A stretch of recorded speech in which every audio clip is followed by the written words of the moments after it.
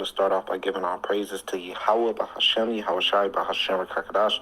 Double honors to the apostles and the elders. Peace, blessings, and honors to all the brothers in this truth. Speaking on the elders, there was a certain elder from the Chicago camp of the GMS, which inspired me to do this lesson. He pretty much broke it down, and I thought maybe I'll share it too. So this is Who Are the Edomites, or maybe I'll name it Alexander the Great, a Edomite, or Who Are the Edomites Today. And as you see on your page, on your screen, it has a depiction of Alexander the Great, which we know who looks like that today, who has that type of hair, who has that type of skin color, who has those type of features today. And if you didn't, then there's another picture underneath, which is Donald Trump, and then there's an ancient depiction of an Edomite, so it's showing you, and even with the Edomite coins, it's showing you how the Edomites look, so we know who they are today. Many brothers in this truth know this. The people that are blind to this is either because the Lord didn't wake them up, or they're just deceiving themselves because they don't want to admit that the Edomites are the so-called Caucasian or white man today. So we're all right. Let me make a pause that real quick. To explain some things. So this is a repost. This is old, maybe like a year or 2 years ago, and this is a repost. So I was just gonna make this video all over again, but instead, I already did the work, so why I gotta make it all over again? I already did the work, I'm just repost it, since this topic has came up today. So on the comment board of one of my videos, I have a little debate going back and forth with a guy. I'm gonna have to get his name, and I'm gonna tag him in everything in this video. So this is a response to him. He was claiming that the Edomites were black man, pretty much. That's what he was saying we got the same skin, and he was saying that the red color was the color of brown instead. Brown is the color of brown, red is the color of red. Okay, but that's fine. And he was trying to pretty much say that we are the Edomites, right? So I wanted to repost this video to show that I could show, right? I could go through history and I could prove and show that Alexander the Greek was an Edomite, right? And you have an image of Alexander the Greek. So what does that mean? I mean, the Edomites at some point in time look like how Alexander the Greek looked like, because he's an Edomite. His father was an Edomite, and his people, the ruling class of the Greeks, were Edomites, right? So we could at least show that. Can you prove and show what you're saying? You see what I'm saying? We could trace it all the way back to Esau. And that's what this video is, that we're tracing it all the way back. The Edomites, we're tracing them all the way back from Alexander the Great, which we have an image of. That's the point, is having an image of what the Edomites actually look like. We know how Alexander the Greek looked like, right? And we could trace it all the way back to the Edomites. So this was something we did a year or 2 years ago. So when these guys come trying to debate, it's like, man, we have such a upper hand, because it's like we've been doing this for years.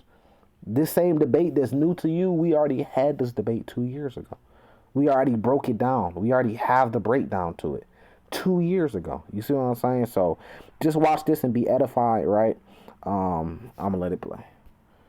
We're going to go through the Bible and break it down and break down the lineage. This picture I found online, somebody had a page online where they were breaking down all this too, and it was very edifying for me. So I thought that, maybe I'll share it too. So somebody come and ask you the question, who are the Edomites, and can you prove it, trace the lineage back to show who the Edomites are, or just even show that Alexander the Greek was an Edomite, right? Right, and on top of that, right, so he comment on a video called Edom Theologian versus, it was one of my videos, I said response to Edomite theologian, because an Edomite theologian came up on the highways and byways and challenged us, and we just completely easily destroyed him. So this guy come on the comment board, of course he's mad, so he wants to try to defend it now.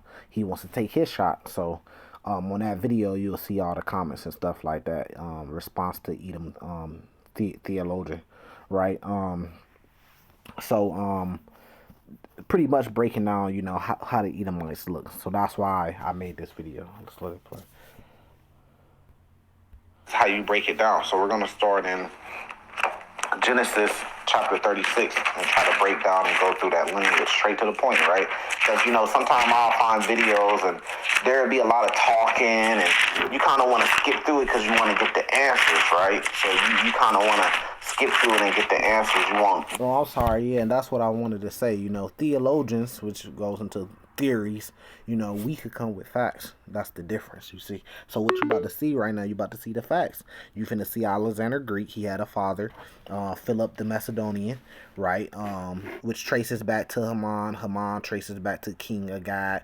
And the King Agag traces back to Amalek, which Amalek was a grandson of Esau. That's a lineage. Shows you all the way coming down to Alexander the Greek, which we know the Greeks. The American so-called white man, which was our argument was about, right? Who the so-called white man is. We know they go back to the Greeks and the Romans. It's not hard to because you could just look at the coins. And I did a video on this when I went through a museum, and they had Greek and Roman coins in there with the images on it.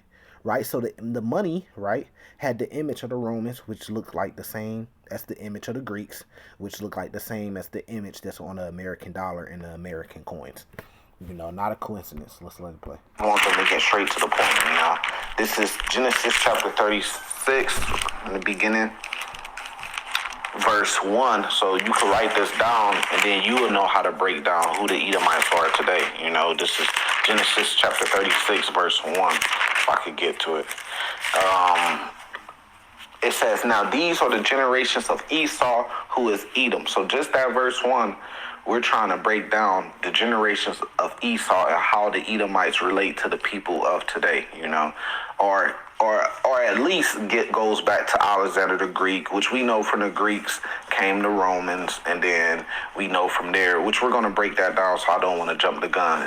From there, America is Rome all over again. The people that is ruling America are the same people that was in rulership in ancient Rome and ancient Greek too. That's why they're making you worship the ancient Roman Empire, because America is Rome all over again today. It's the modern Rome, But if you go to Genesis chapter 36, verse 1, now these are the generations of Esau, who is Edom. So we got to go through his generations. You can read this whole chapter, and it continues breaking down his generations and generations. I'm going to jump to verse 10 to get straight to the point. It says, these are the names of Esau's sons. Eliphaz, the son of Adah, the wife of Esau.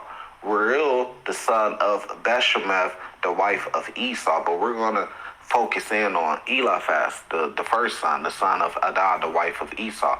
So Eliphaz, verse 11, and the sons of Eliphaz were Teman. So we tracing it from Esau to Eliphaz. Now we got war Teman. So when you see in the Bible where it says O Teman, if you go to Obadiah chapter 1, it says O Teman, then now you have an understanding and know that that's talking about the Edomites, right? It's just referring to the Edomites. Oman, Zephion, and Gatam, and Kanaz. It says, and Timnah was concubine of Esau's son, and she bare Esau's Amalek. So you hear us talk about Amalek a lot of times when we're referring to the so-called Jewish people over there in the land. They come from Amalek. Amalek, just correction, Amalek. Though, the language and, how we say things and shit, you get the point, right? Amalekites, right? So now we breaking it down from Esau, Eliphaz down to Amalek. It says these were the sons of Adah's wife, Esau's wife. So now we're down to Amalek, right? So now we're going to jump to a little history, which is we're going to jump to 1 Samuel. From there, we're going to jump to 1 Samuel chapter 15. I'll repeat it again because I know, like, when I'm trying to study something and I'm watching the videos, I'm trying to write it down, I'm trying to get the breakdown. They say it, but then I got to rewind it because I ain't even got to that point yet, but the video's still going. So I got to rewind it to get the precept again and over again. So it's 1 Samuel chapter 15, verses 7 through 8. So 1 Samuel chapter 15, verse 7 through 8. And I'll be like, if they say the precept again, then it'll help me out while I'm trying to keep along, because sometimes the video is moving too fast for you to keep along. Then you be wishing that they say the precept again so you ain't got to rewind. So 1 Samuel chapter 15, verse 7 through 8. It says, so King Saul was told to go kill all the Amalekites. That's how he sinned against the Lord, because he didn't listen, because of this right here. And Saul smote the Amalekites from Havana into the Cummins to Shahar, that is over against Egypt. And he took Agag. So this is very important. Agag the king. So this was King Agag of the Amalekites alive. So King Agag was an Amalekite. He was the king of the Amalekites. He was an Amalekite, which means what? He was a Edomite. He came from Esau, the lineage. So we tracing it from Esau to let me jump back, because I'll be getting the names wrong, so I want to get everything exact right. Eliphaz, right? So Esau to Eliphaz to Amalekite. Now we're down to King Agag, which is an Amalekite, right? So it says, and he took Agag, the king of the Amalekites, alive, and that's how he sinned against the Lord. He didn't listen to what the Lord told him to do. They could have been wiped out. The king saw didn't do it. It says, and utterly destroy all the people with the edge of the sword. But he took the king, though, because they wanted to, and it tells you why. But Saul and the people spared Agag and the best of the sheep and the oxen. He's supposed to kill all the animals too, and of the fatlings, and of the lambs, and all that was good, and would not utterly destroy them, but everything that was vile and refused, that they destroy utterly. So they went in there and did their own thing instead of what the Lord told them to do. It says, then came the word of the Lord to Samuel, saying, it repenteth me that I have set up Saul to be the king, for he is turned back from following me, and has not performed my commandments. And it grieved Samuel, and he cried unto the Lord all night, because King Saul did, follow exactly to the T what the Lord told him to do, So that was his downfall. That was the beginning of King Saul's downfall. But like I said, we're from Esau to Eliphaz to Amalekite, down to King Agag, and we either use Genesis 36, 1 through 12, 1 Samuel 15, 7 through 8. Now, if you jump to the book of Esther, chapter 3, so we're down to King Agag, right? Now, jump back to the book of, jump up to the book of Esther, chapter 3, verse 10, straight to the point. Esther chapter 3, verse 10, straight to the point.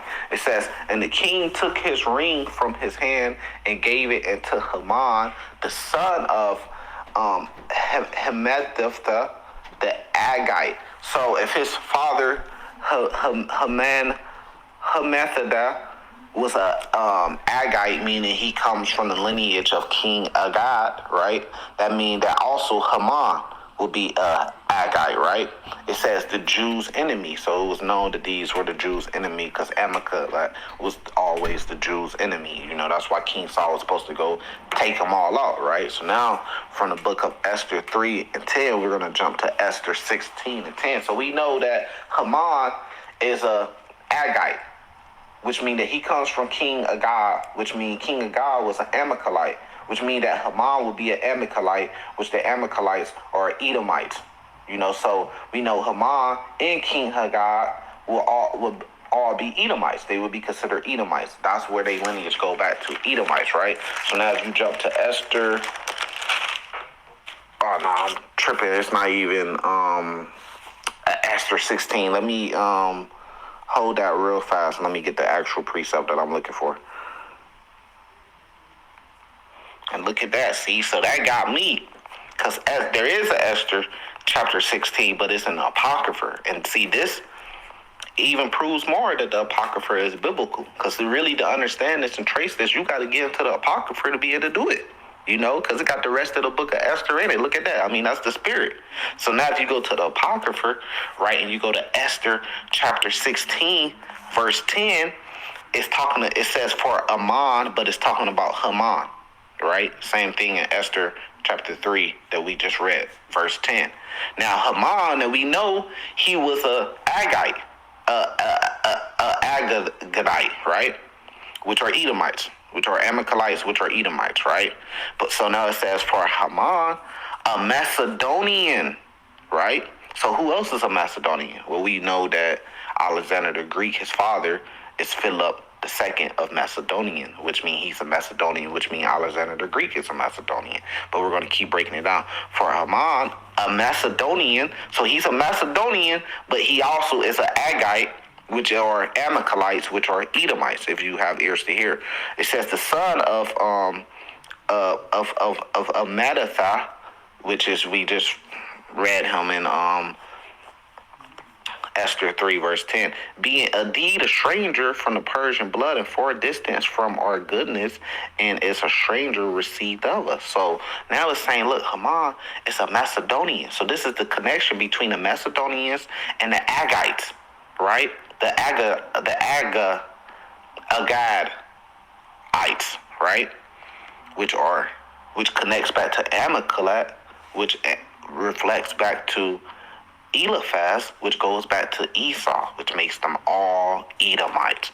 Now, if you jump from there, breaking it down from there, and you go, because you still got to stay in the Apocrypha, and you go to First Maccabees, all the way at the end of the Apocrypha, First Maccabees chapter 1, you could break this down as, let me get there.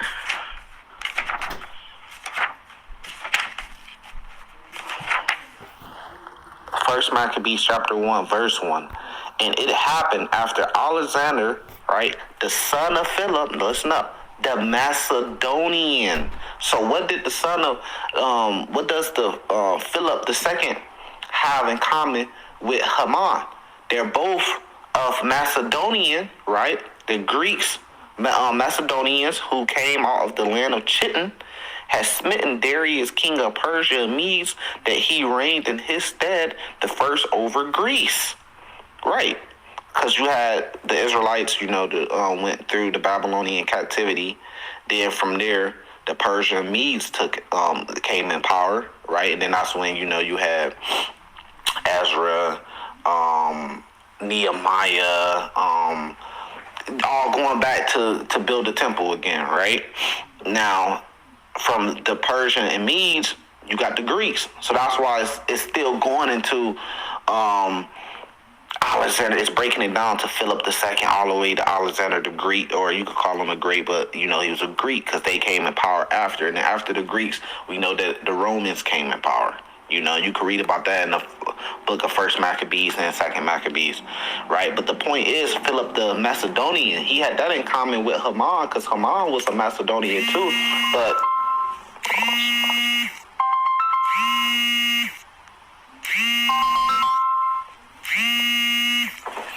okay, Salaki, you want to see where I left off at? So I want to go through it, because I'm trying to break. I know some people might watch this video and be like, he breaking this down slowly, because I'm trying to actually teach it. So I want people to be able to write it down so they could go back and study and actually learn it. So we went from Esau to Eliphaz to Amalek, which gets you down to King Agag, which makes all these names that we just named, they're all Edomites because they go back to Esau. King Agag gets you down to Haman, which Haman was a Agite, but he was a Macedonian, which is the connection to Philip II, which is also a Macedonian that we just got done reading in the first book of Maccabees, chapter 1, verse 1, right? So from there, which also tells you that his son was Alexander the Greek, or Great, which would make him a Macedonian too, which that all leads back up to that lineage. If you follow that lineage, the connections that we made, it all gets you back to Esau, which means that Alexander the Great would be a Edomite today. And during his time, he would have been considered an Edomite, which we have a statue of him showing you what the Edomites would have looked like, which is exactly what's on your screen right now. Now, we understand that from the Edomites, you got the Romans, right? But we understand that they went out of power. These same people are Edomites. They went out of power because the Roman Empire was taken down by really the Israelites, the Judites, the Jews. And they came up in their stead and became, the different leaders or whatever they was calling them. It's slipping the top of my head, the Caesars or whatever. But Then from that, we know they went down for 1,000 years because the Lord bounded them for 1,000 years. You can read that. Jump there all the way to the back of the book, Revelation chapter 20. Verse 1, it says, I saw an angel come down from heaven, having the key of the bottomless pit and a great chain in his hand. And he laid hold of the dragon, that old serpent. Because really, if you go back even farther, right, it says, which is the devil, the ones that's deceiving the whole world, right? That's what the word devil means. And Satan and bound him 1,000 years, which we know is considered the dark ages. It was dark for them for 1,000 years. That's why they call it the dark ages when you learn about it in history class throughout school. But really, if you go even farther back, then you know Esau, that all goes back, that same spirit. Now you got to be spiritual to understand this part. Esau, that same spirit was in Cain. Go on Google and look up the similarities between Cain and Esau. You know, so that same spirit, that mark that was on Cain, Esau was reborn, reincarnated with that same mark. That's why it says Esau came out red all over like a hairy garment, just like the middle picture. They called Trump yellow, but really they pale or red. They blood shows through their skin, right? So now, if you spiritual, you can understand that Esau, that same spirit was in Cain. And then if you go back even farther, that same spirit was in the serpent, in that old serpent that was in the garden, that same exact spirit. You see what I'm saying? So now you have to be spiritual to see that part. So really, we connecting the old serpent of the garden all the way down to Alexander the Greek, if you spiritual and you have ears to hear, which you know, the Greeks, the people in power, the Greeks, the so-called white people in power, they put up their statues all over the place, and they false gods and idols, Zeus and all that, Poseidon and all that, which all look just like them, which are the Edomites, right? It goes to the Roman Empire, which is they did all the same stuff, which are Edomites, which when you come to today, they have a false god that they put up called Jesus Christ, which is the same image of them that looks just like the same image of the Romans that you find on the statues, which looks just like the same image of the Greeks that you find on the statues. Jesus Christ looks just like all them. Why? Because it's the same as that people. It's the Edomites, and they put up their god, and they make their god look just like them. And then they caused the world to worship their God. That's why it calls them the devil, deceiver. They deceived the world and told you, look, this is how the Lord, Yahweh Shai in the Bible, this is his name, Jesus Christ, and this is how he looks like one of us. That was deception. That's why it's calling them the devil, right? Now, if you jump back there, and you know, this is very important too. The book of Revelations is not in order. You can't go from chapter to chapter and like it's going to go in order. That's not how the book of Revelations is. It jumps around. Now, from prophecy, from different points of time of prophecy. Now, as you jump back to Revelation chapter 17, I want to make sure I get this in order, right? And you go to verse 5, it says, upon her forehead, the name was written, Mystery Babylon the Great, the mother of harlots, the abominations of the earth, right, which gets you to 666 in the Hebrew numeric value for Mystery Babylon the Great, the mother of harlots, and the abomination of earth, which is talking about America, right? Because this is Rome all over again. It says, and I saw the woman drunken with the blood of the saints and with the blood of the martyrs of Yahweh Shai. When I saw her, I wondered with great admiration. It says, and the angel said unto me, where didst thou mark? I will tell thee the mystery of the woman and of the beast that carried the woman, right? It says, which has the 7 heads and the 10 horns. So we know the 7 heads is going back to who? It's showing you the Edomites' power structure, their kingdoms. The Edomite, or you could say the so-called white man's kingdoms on earth, which were the Greeks that we're talking about. From the Greeks, you get the Romans, right? You get the, I believe, if I'm saying this in order, hopefully, it says the French, right? You got the French, because they were bound for 1,000 years, right? The Roman Empire went down and everything. They came back with the French, the Spaniards, which came over here and conquered the Israelites, the Issacharites. They conquered the Aztecs, which are Israelites, which are the so-called Mexican people today, right? So you had the French, you had the Spaniard, you had Germaner Major, Germaner Minor, and then you had Great Britain. And we all know that America comes from the, I believe it was the 12 colonies of Britain, or maybe 16, but I believe it's the 12 British colonies, and that's where America came from, you know. And then they fought for their independence on the 4th of July that they celebrate every year, and then they got their independence, and now they're America. But really, it's Mystery Babylon the Great. But really, it traces back to all these, because all these people that's running America all have something in common.